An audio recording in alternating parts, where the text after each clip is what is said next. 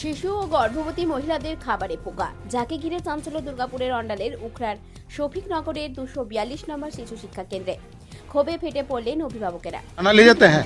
खाना अन्ना और क्या क्या देता है? एक दिन आधा एक दिन गोटा। एक दिन आधा एक दिन गोटा। ये कीड़ा निकाल रहा है, क्या बोलिएगा? वो तो एक दूसरा निकलता है, कहीं झूठ बोले ओ निकलता है कीड़ा डेली डेली ऐसे है? कौन दिन अच्छा है कौन दिन डेली नहीं। आज कैसा है रान्ना कैसा है? अब अभी तो आया तो खाना लेने आए थे? पोका मिल रहा है चावल में? चावल में रान्ना देखा भात देखा बोला भात हुआ नहीं, हमें अभी तो आया देखिए। আছে খাওয়ার জন্য কি মানে কিরা মকড়া চালে বিরাই, ঠিক আছে, চাল ফাল ধোয় না ভালো করে, তো একজনে রান্না করে, তো রান্নারা কি বলবে, ওরা বলতে চাইবে, ও তো ওদের টাকা দিয়ে তো ওরা তো কিছু বলবে না, যারা মেন গার্জিয়ান ওরা বলবে না কি আছে না আছে।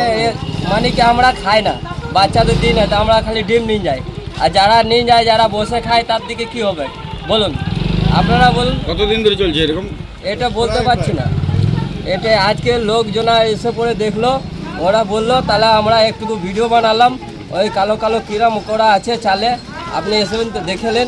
কি করে এই ঘটনা ঘটলো ক্ষতি দেখা হচ্ছে জানালেন সিভিপিও প্রীতম হাজরা। শুনলেন তো এই নিম্নমানের চালের মধ্যে পোকা পাওয়া গেছে। হ্যাঁ, আমি শুনলাম খাবারের সময় নিয়ে কোয়ালিটি নিয়ে একটা অভিযোগ এসেছে।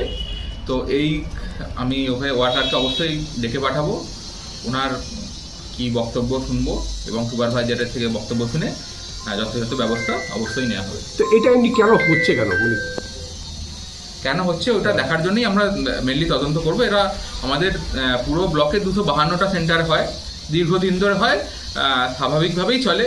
কোনো কোনো ক্ষেত্রে, খুব কম ক্ষেত্রে এরকম ঘটে যে কোনো ক্ষেত্রে কি হয়েছে এখন আমরা দেখি, জিনিসটা তদন্ত করি, তারপর আমরা যথাযথ উপযুক্ত ব্যবস্থা নেব।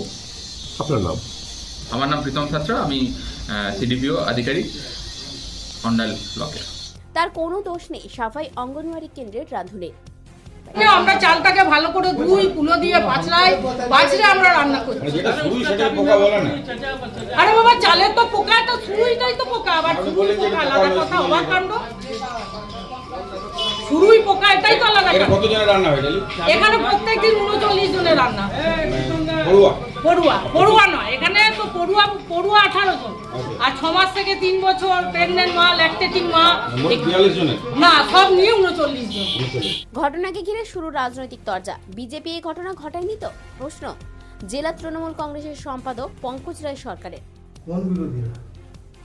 বিরোধীরা মানে কোরা কারা? বিরোধীরা তখন পঞ্চবান ষষ্ঠ বানে বিভক্ত। কোন বিরোধীরা বলেছে?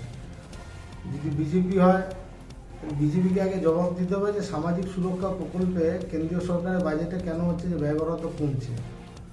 আর সেকেন্ড হচ্ছে যে ওই 10 বস্তা চালে একটা ছোট পোকা বিজেপি ছেড়ে দিয়েছে কিনা দেখুন। বিজেপি তো কাজ নেই, পোকা ছেড়ে দিয়েছে কিনা দেখুন। কারণ আমাদের সরকার তারা চায় যাতে হচ্ছে যে যারা স্কুলে যায় সবাই, তাদের সবাইকে যেন পুষ্টিকর খাবার দিতে পারে, এবং তার জন্য ঐকান্তিক প্রচেষ্টা।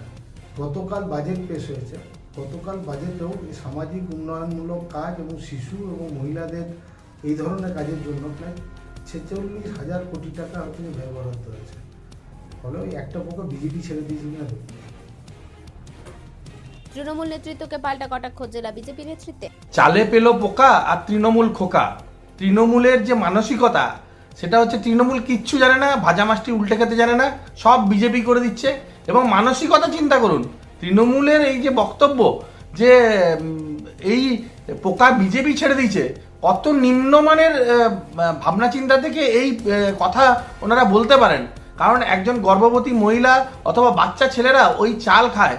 কোনো রাজনৈতিক দলের, আমরা জানি না তৃণমূলের কালচার হতে পারে, অন্তত বিজেপির কালচার তো এটা নয় যে এইরকম কোনো ঘটনা বিজেপি ঘটাতে পারে।